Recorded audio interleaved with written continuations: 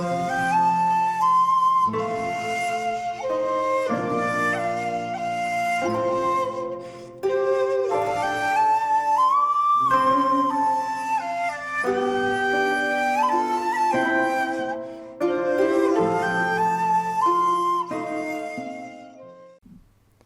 there, this is Solitary Ronin from Solitary Ronin Films, and welcome to another episode of In the Frame.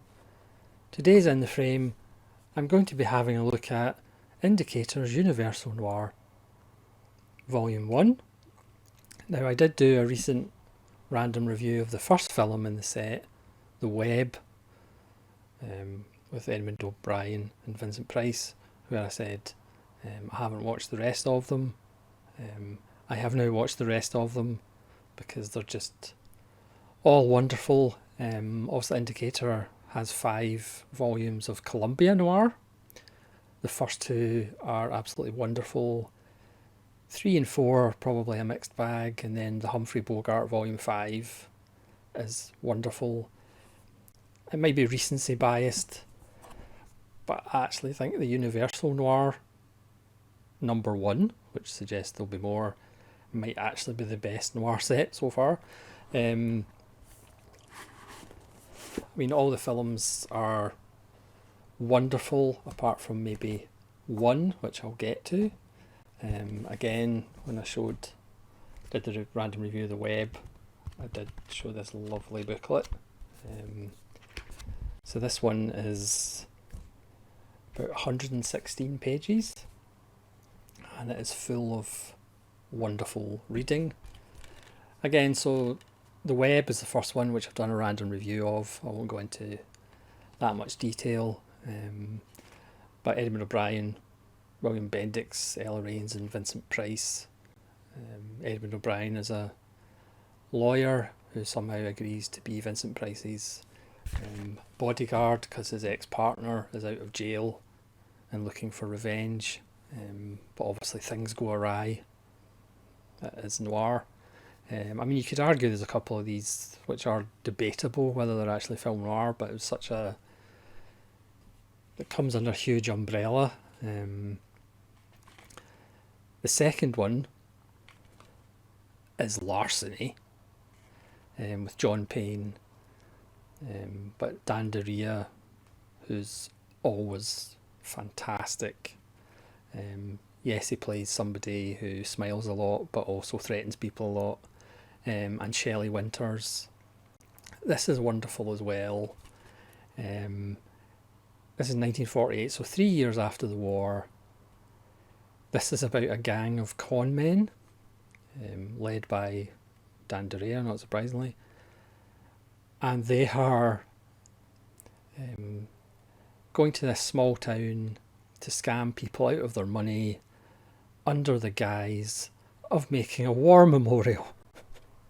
I mean, it's only 3 years after the war and they're going for this storyline. I don't know how the Hays Code got away with it. It's like making a film in 2003 about a group of con men scamming people out of money for a 9/11 memorial. So John Payne is sent in to go after a war widow under the guise of being friends with her husband who was killed during the war. I mean, it's quite dark, but obviously things happen. Strangely enough, that's a sparkling insight, and it's just wonderful. This one has a commentary with Eloise Ross from 2022, and this has an excellent 29-minute piece, Nick Pinkerton discussing Dan Daria's career and private life, which is really good.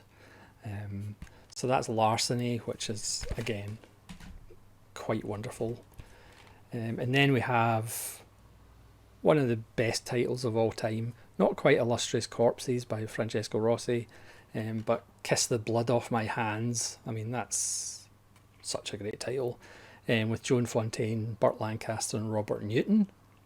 This is actually Burt Lancaster in London, which I don't think that's ever happened before. This is from 1948 as well, and again, this is kind of about PTSD. He's come back from the war. He was a prisoner of war in a Japanese prisoner of war camp, strangely enough. And he does have a problem with his temper. So he's in a pub and he is angry with the landlord for saying closing time, and he throws a punch and kills the landlord. So he's on the run, and he happens to climb in Joan Fontaine's window. I suppose there's worse windows to climb into. And slowly, after obviously the threat of a strange man coming in your window, I suppose it is Burt Lancaster, they kind of develop a friendship. But again, his propensity to violence and rage obviously troubles her, but eventually he kind of gets a job helping her, 'cause she works with the clinics and driving medicine around. And Robert Newton is a witness to what he did, so he's trying to get him to do bad things. And it's a great performance by Lancaster as this man who wants to fit in, who wants to obviously have this relationship with Joan Fontaine, but his anger, his rage, which seems to flick on and off like a switch, is obviously prohibitive for that. But again, this is about somebody coming back from World War II, coming back from being tortured in a prisoner of war camp. There's a lot going on, and again, it's wonderful. It's only 79 minutes, doesn't need to be 102. It's just wonderful, and again, it's got one of the greatest titles of all time.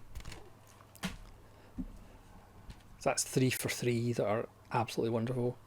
And then we have Abandoned, No Name for Her Baby, Only a Price.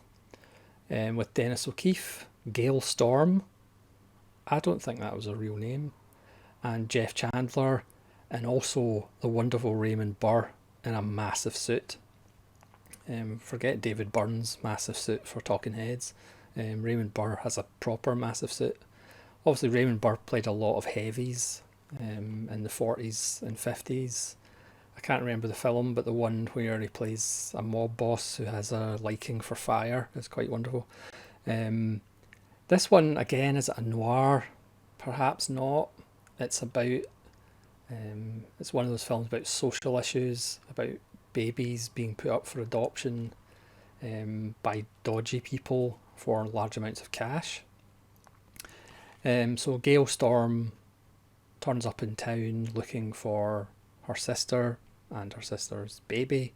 Dennis O'Keefe is the reporter, and Raymond Burr is the private eye who's tailing her, who may be working for somebody shady.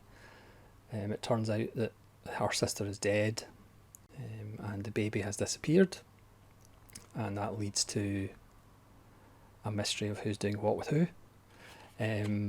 This is another wonderful little film. I mean, there is a dodgy scene where Dennis O'Keefe does a voiceover explaining what surveillance is that the police do, what a bug is. But apart from that, it's quite wonderful.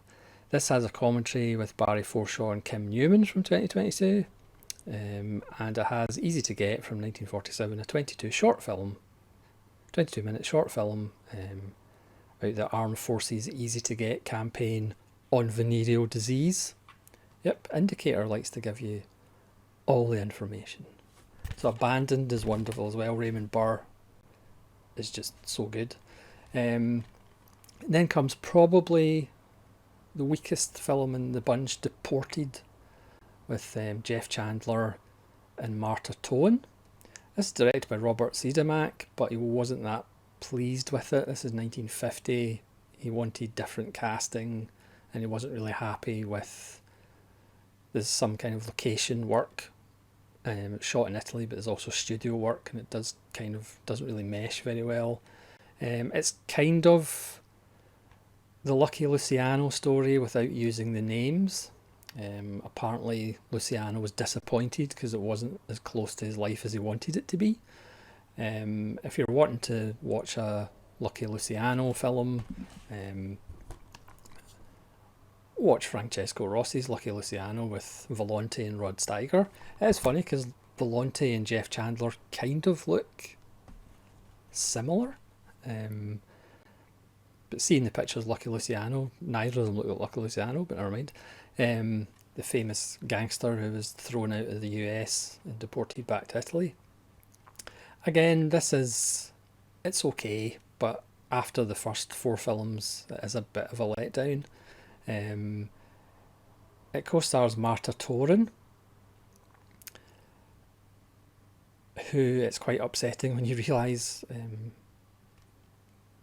died not that long after this film, at like the age of 32 or something. I didn't actually realise Jeff Chandler died when he was 43. That's a bit of a downer. But again, an interesting little film, but compared with the other 4 so far, like I say, it's a bit of a letdown. And then finally, we have Naked Alibi with Sterling Hayden and Gloria Graham. I mean, come on. And also Gene Barry playing a bit of a scumbag. So this starts with, it does have a little bit of One Dangerous Ground by Nicholas Ray feel to it. Sterling Hayden is a police, not chief, but he's in charge of like the homicide robbery unit, and they bring in Gene Barry as a suspect. Gene Barry gets violent, hits one of the lieutenants, claims he's going to get them back for beating him up. And then shortly after he's been released, the lieutenant is shot dead when he's standing in a street corner, and Sterling Hayden believes it to be Gene Barry's character and will do anything to bring him to justice, which ends up with him being fired and following Gene Barry across the border, where he gets involved with Gloria Graham, who's also involved with Gene Barry. Gloria Graham's fantastic in this. Sterling Hayden is Sterling Hayden, so he's wonderful. Again, this is a great little film as well. The extras on this is a commentary with Troy Howarth and Nathaniel Thompson from 2022. This one has a really good 42-minute piece, Absolute Magnetism, where Lucy Bolton discusses the life and career of Gloria Graham. And again, she's quite a bit of a sad ending to her career. I mean, there are quite a lot of kind of female Hollywood icons that had not great endings to their life, because obviously her private life became a bigger issue than her actual career. Obviously she married Nicholas Ray for a while, but then she married his stepson as well at one point, or had a relationship with his stepson at one point. And then there's a 10-minute piece from 1951 on The Cinematographer, which is directed by Jerry Hopper, who directed Naked Alibi, which was produced by the Academy of Motion Picture Arts and Sciences. And we got a trailer. So Naked Alibi is wonderful as well. So I mean, I wasn't going to kind of talk about this set, but it's just so good, and I didn't really want to do individual reviews for all of the films, because I didn't really want to spoil too much, because the joy of noir, even if all of these films might not necessarily be noir by definition, again, you want to enjoy them kind of knowing as little as possible, even though, let's be honest, we kind of know what's going to happen, but the joy is the journey after all. And again, Indicator with the extras have done a really good job, especially the pieces on DeRay and Gloria Graham are just absolutely wonderful. So that's Universal Noir #1. Looking forward to a few more volumes of this, because again, I could watch noirs all day long. I mean, yes, if you want to be critical, you know, the attitude towards women in noir films isn't always the healthiest. You know, a lot of women are viewed as objects or possessions, or there's usually the bad girl and the good girl, you know. Part of that is of the times, obviously, not that that's an excuse. But this is a wonderful, wonderful set. And yes, I don't get paid by Indicator, but I'm going to talk about their lovely box sets. So thanks so much for watching. Please let me know if you've seen any of the films and what you think of them. I do believe some of these are available on Kino Lorber Region A Blu-ray. And hopefully you'll join me again for more episodes of In the Frame. This is Solitary Ronin from Solitary Ronin Films saying farewell.